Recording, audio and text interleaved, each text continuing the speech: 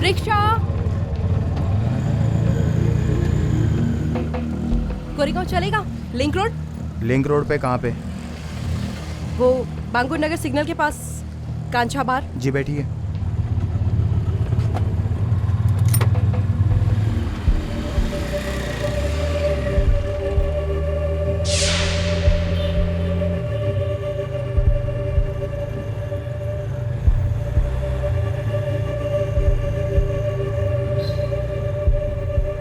Madam. हाँ क्या बोल? पेट्रोल भरवाना है। मेरे को देर हो रही है। 2 मिनट तो लगेंगे मैडम, झट से हो जाएगा। जल्दी कर।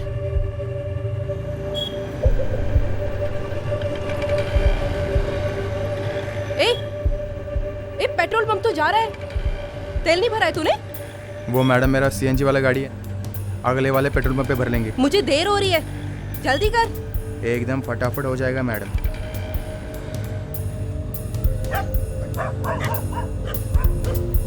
ए, ये किधर अंधेरे में मोड़ रहा है?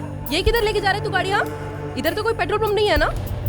मैडम 2 मिनट, जरा फ्रेश होना है। मेरे को देर हो रही है, तू इधर ही रिक्शा रोक। कसम से मैडम 2 मिनट तो लगेंगे। मैं दूसरी रिक्शा लेगी, तू इधर ही रिक्शा रोक। मेरे को नहीं जाना तेरे साथ। रोक रिक्शा तू। कौन? अब देखते हैं कौन पहचानता है इस साली कुतिया को। अपने नाम की कभी पावती नहीं फटेगी। फिर मानो रेगिस्तान में बरसात की तरह 2 लोग वहां आ पहुंचे। लोगों को अपनी मां का फोन नंबर भी दिया।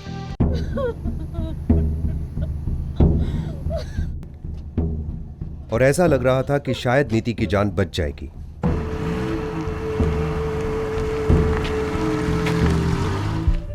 हॉस्पिटल पहुंचते ही पुलिस को इत्तला की गई। साहब, बेहोश होने से पहले बेबी ने बताया था कि वो ऑटो करके काम पर जा रही थी और ऑटो वाले ने अपने 2 साथियों के साथ मिलकर उसका ये हाल कर दिया। देखिए माँ जी, रोइए मत। आपकी बेटी ने आपको बताया कि वो रिक्शा वाले या उसके 2 साथियों को पहचानती थी? नहीं साहब, इससे पहले कि वो कुछ बताती वो बेहोश हो गई। एक्सक्यूज मी, जिंदा तो है पर वेंटिलेटर्स पर है। डॉक्टर साहब, बचने के चांसेस कितने? देखिए, ऐसी बातें हम डॉक्टर्स नहीं कह सकते। Excuse me. देखिए, आपने बताया था कि आपकी बेटी सिंगर है। जी साहब, बहुत अच्छा गाती है। कहाँ गाती है? वो बार में, कांचा बार, गोरेगांव। कांचा बार। बाबा की कसम साहब, नो आइडिया। नीति का किसी के साथ चक्कर था, वो भी किसी ऑटो वाले के साथ। नहीं साहब, ऐसा नहीं हो सकता।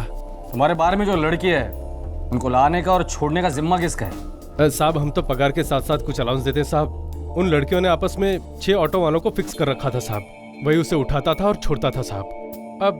अब मुझे क्या पता साहब। साहब, नीति मैडम का कुछ अलग हिसाब था। वो आते तो अपने रिक्शे में थी, लेकिन वापस मेरे रिक्शे में बैठ कर जाती थी। 1 साल से यही सिलसिला चल रहा था साहब। कोई आइडिया है वो रिक्शा वाला कौन था?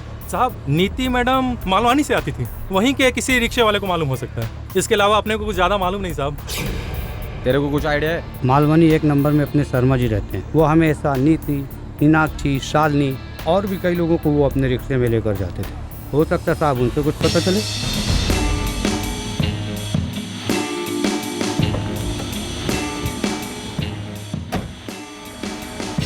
ये शर्मा किधर मिलेगा?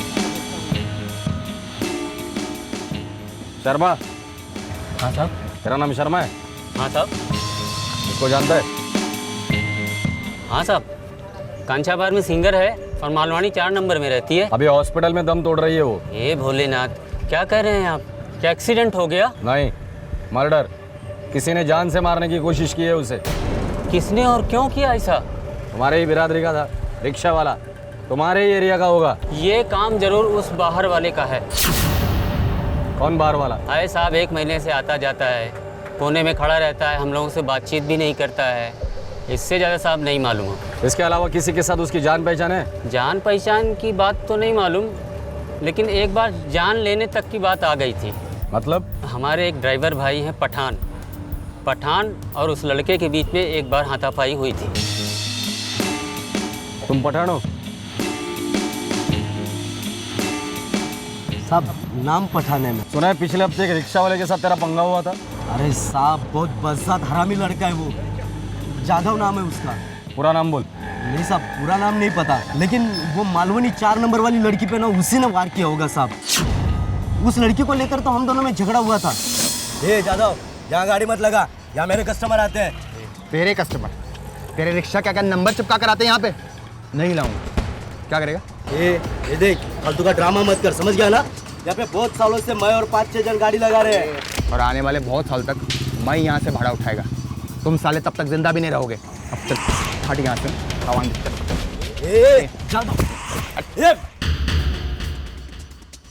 जाधव वो नहीं, वो मेरा और शर्मा जी का कस्टमर है। ए, गाड़ी मत लगा तू।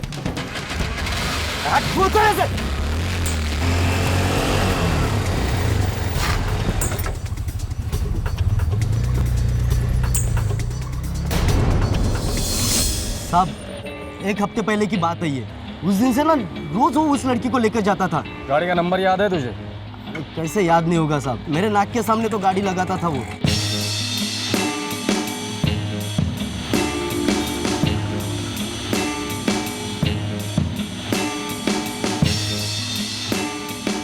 साहब एक गाड़ी की सीट पर मिर्ची पाउडर है। मतलब यही रिक्शा है वो?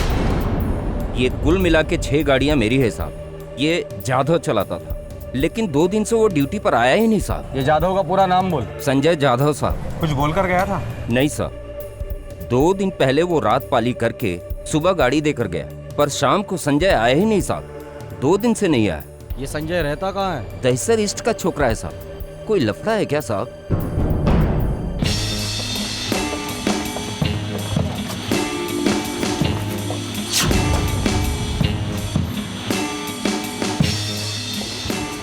चाचा ये संजय जाधव यहीं रहता है क्या? पता नहीं।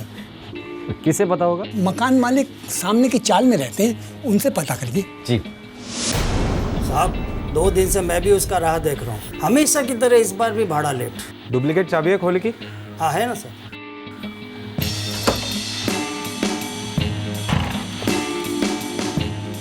तांबे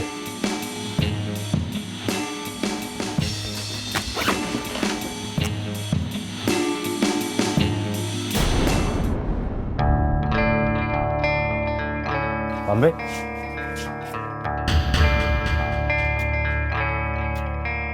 तांबे, इस लड़के का उस लड़के के साथ जरूर कुछ चक्कर था। सर अगर लेकिन चक्कर होता तो ये लड़की उसके रिक्शा में बैठती है क्यों? लेकिन बैठी ना तांबे, उसके रिक्शा में वो बैठी।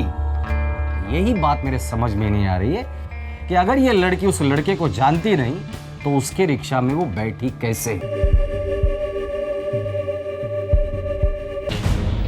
सर ये फोटोग्राफ जाधव के गाड़ी के मालिक से मिला। ग्रेट जॉब तांबे। Thank you sir. एक काम करना, ये फोटोग्राफ नीति के जितने भी रिश्तेदार और पहचान वाले इन सबको दिखा देना।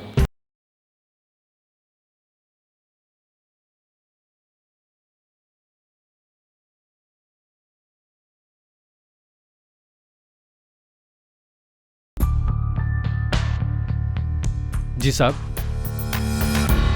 कभी देखा है इसे? नहीं साहब, पहले कभी नहीं देखा। नहीं, मैं इसे नहीं जानती, और पता नहीं इसकी मेरी बच्ची से क्या दुश्मनी है।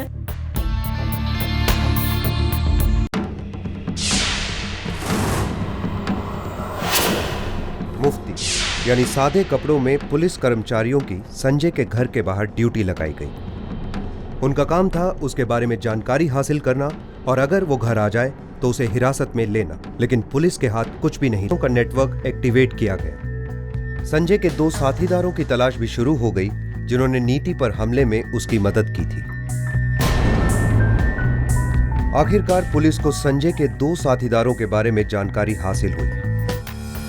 सलाम साहब, ये जो अपना पंटर है ना संजय, ये दोनों उसके खास दोस्त थे साहब। ये लोग भी 2 दिन से घर नहीं पहुंचे साहब, ठीक उसी तरह से जैसे संजय घर नहीं पहुंचा साहब। ठीक है, नाम बोल उनके। एक का नाम है शिवहरी और एक का नाम है सरफराज। ये दोनों कांदरपाड़ा के माने हुए पंटर हैं साहब। पुलिस टीम तुरंत कांदरपाड़ा पहुंची जहां संजय के जुर्म में भागीदार शिवहरी और सरफराज रहते थे। हाँ साहब, दोनों को जानता हूँ। दोनों बदमाश किस्म के हैं, शिवहरी जो है बिहारी है और सरफराज बंगाली है, पर अभी तो दोनों भाग खड़े होंगे और छिपे होंगे अपने अपने गांव में साहब। ठीक है, दोनों की फोटो मिल सकती है या फिर मोबाइल नंबर? साहब मोबाइल नंबर तो नहीं, पर फोटो के लिए कोशिश करूंगा साहब। काम में इन दोनों के नाम का वारंट इशू कर दो। बिहार और वेस्ट बंगाल पुलिस की भी मदद ले लेना। इन दोनों को घसीट के लाता हूँ सर। एक पुलिस टीम बिहार के लिए रवाना हुई और एक टीम पश्चिम बंगाल के लिए। दोनों आरोपियों को खोज निकालना आसान नहीं था, पर पुलिस के लिए उतना मुश्किल भी नहीं।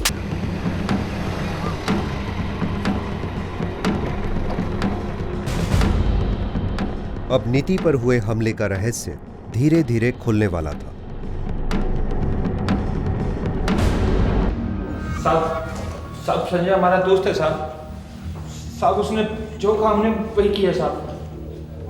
हमारी उस लोनिया से कोई दुश्मनी नहीं थी साहब, कोई दुश्मनी नहीं थी। संजय क्यों मारना चाहता था उस लड़की को? उसकी क्या दुश्मनी थी उसके साथ? बोल बोल बोल।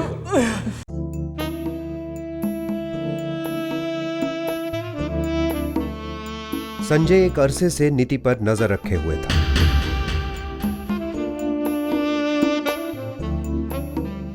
वो चुपचाप चालाकी से अपना प्लान बना रहा था।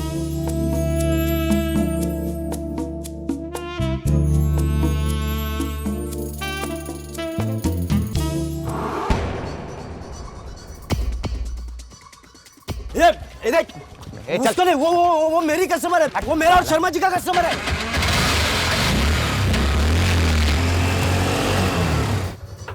मौका मिलते ही संजय अपने प्लान को आजमा भी रहा था। गोरेगांव लिंक रोड चलोगे क्या? जरूर चलूंगा।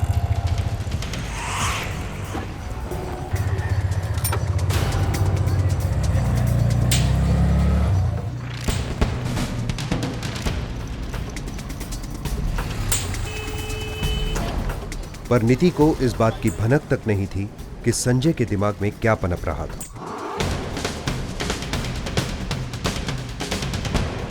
आज शाम को उस पर हमला करने गए। तुम दोनों तैयार रहने का, मैं उसको लेकर यहाँ आएगा, उल्टू बचा देने का।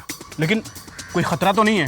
अरे सुन, हम लोग कोई पहचान लिया तो? अबे फट्टू, वो नीति मेरे को नहीं पहचानती, तो तुम दोनों को क्या घंटा पहचानेगी? रिक्शा। और उसी रात को संजय जाधव और उसके दो साथियों ने नीति पर हमला किया। मुझे वो संजय उस नीति का मर्डर करना चाहता था, उसका फेस कट बदलना चाहता था, और तू ऊपर से कहता है कि वो उसे पहचान नहीं पाती थी। उस लड़की का और संजय का पहले का लफड़े का हमें कुछ नहीं पता है साहब। हमको तो ये भी नहीं मालूम साहब कि संजय उस लड़की को जानता है या नहीं जानता साहब। संजय ने कहा गोबर खा, तो तुम लोग गोबर खाओगे? जान लेने के लिए कहा तो छुरा घोप दिया उसे। पैसा भी तो देता था ना साहब। अच्छा, पैसा देने वाला था। हो सकता है ये संजय और नीति का किसी जमाने में अफेयर हुआ हो सर, लेकिन फिर वो उसे पहचान क्यों नहीं पाई? पॉइंट। या हो सकता है शायद उसने चेहरा बदल लिया हो सकता है। कुछ तो गड़बड़ है। तो हम एक काम करो, इस संजय की पूरी हिस्ट्री ज्योग्राफी खोद कर निकालो।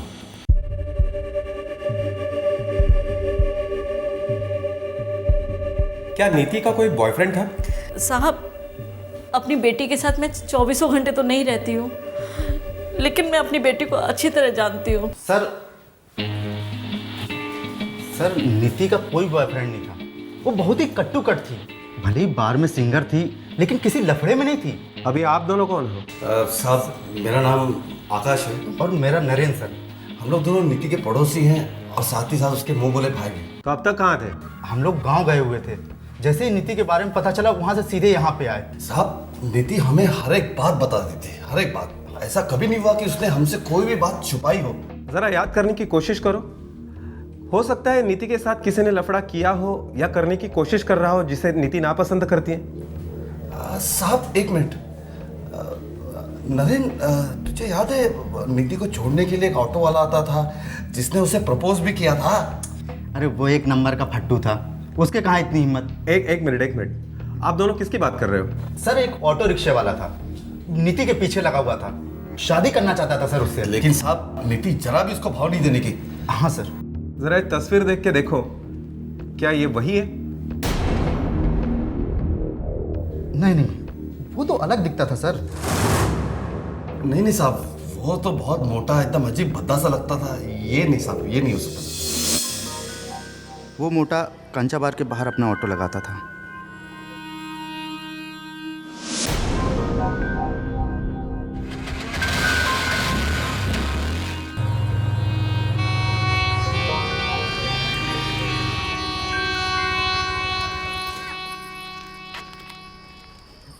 नीति मैडम, नीति मैडम। क्या भाई? कुछ काम था मैडम। बोल ना, क्या बात है? वो कुछ बोलना था आपसे। बुरा तो नहीं मानेंगी ना आप? बिना सुने मैं तेरे को कैसे बता सकती अच्छा है कि बुरा? देख मेरे पास टाइम नहीं है, जरा फटाफट बोल। वो प्रीति मैडम, वो कस्टमर लोगों के सामने आप नाचते गाते हो ना। तो क्या? तो कुछ नहीं नीति मैडम, मुझे अच्छा नहीं लगता। पेला है क्या? कुछ भांग वांग खाया है क्या? नीति मैडम, मैं प्यार करता हूँ आपसे।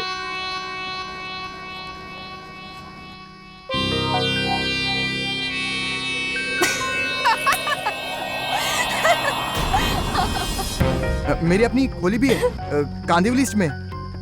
मैं बहुत प्यार से रखूंगा आपको, कसम से रानी की तरह रखूंगा मैं आपको। प्यार करना है तेरे को तो अपने आप को प्यार कर। काले मोटे, अबे कल को तो मर जाएगा।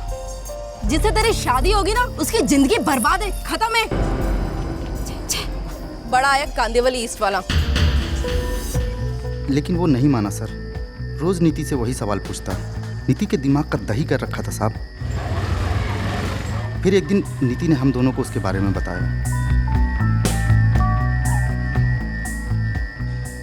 नीति मैडम, कुछ सोचा मेरे बारे में?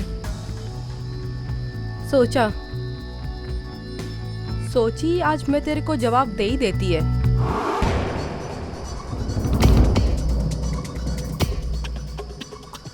क्यों बे गंडे, तेरे को लड़की ने ना बोला था ना तेरे को? आप लोग बीच में क्यों आ रहे? मुझे नीति जी से बात करनी है। अरे पागल है ये एक नंबर का। मैं पागल नहीं हूँ, मैं अच्छा इंसान हूँ। साले मोटे, शराफत से यहाँ से निकलता है या तो उतारूं तेरी चड्डी। दर्द हो रहा है भाई, अभी छोड़ो ना। अबे गेंडे, शक्ल देखा है तूने अपनी शक्ल? सुअर लगता है, सुअर। हम लोग वैसे मारा मारी नहीं करते साहब, लेकिन उस दिन ज़रूरी था कि उसे सबक सिखाया जाए। हमारी पिटाई काम आई। उस रात के बाद नीति को वो कभी नहीं दिखा, मानो इतना मोटा आदमी हवा हो गया हो। क्या उसका नाम जाधव था? संजय जाधव? नाम वाम तो सर नहीं पता, हो सकता है नीति को भी ना पता हो, पर ये नहीं है। पुलिस को उस रिक्शा चालक का पता लगाने में बहुत देर नहीं लगी जिसने नीति के सामने शादी का प्रस्ताव रखा था। दरअसल ये भारी शरीर वाला रिक्शा ड्राइवर ही आज का संजय जाधव था। उसने अपनी शक्ल और बदन को इस कदर बदल दिया था कि नीति उसे पहचान ही नहीं पाई, और उसने ये सब कुछ नीति से बदला लेने के लिए किया था।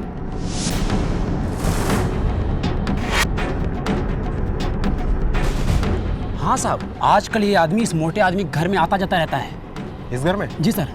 ठीक है। संजय हुलिया बदलकर अपने पुराने घर में रह रहा था।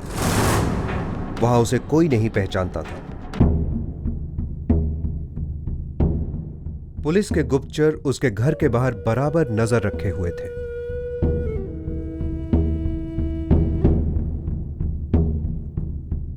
दिन रात की निगरानी काम आई। एक रात नीति का गुनहगार, कानून का मुजरिम, आरोपी संजय जाधव अपने घर लौटा।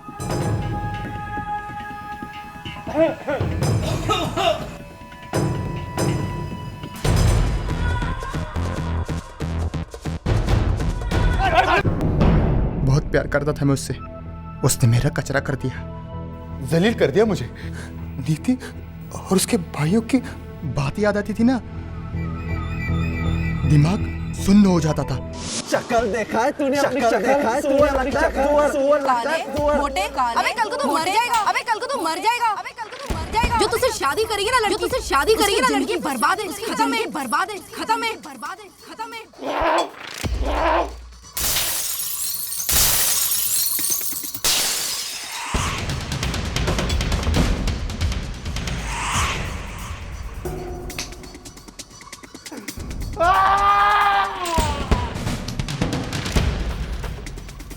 फिर मेरा दिमाग घूम गया, पूरा यूटर्न ले लिया मैंने, एरिया छोड़ दिया। बस दिमाग में एक ही बात चल रही थी कि नीति को दुखाना है उसको, पूरी भड़ास निकाल देनी है साहब। मोटा बोला था ना मेरे को, मैं बोला दिखाता हूं क्या चीज है मैं।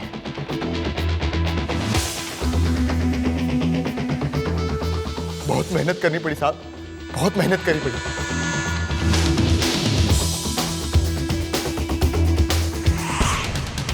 मैं बदल दिया अपने आप को, पूरा बदल दिया, उतार दी सारी चर्बी, उतार दी। पूरा 2 साल तक जिम किया, पूरी चर्बी उतार दी। इतना बदल गया कि खुद को ही नहीं पहचान पाया मैं। 3 महीने पहले मैंने बदला लेने की प्लानिंग शुरू कर दी।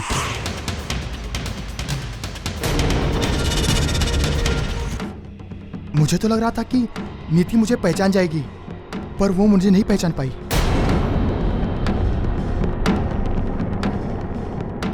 मेरी मेहनत का फल था मेरी बॉडी। अब मैं मोटा गिना नहीं था साहब।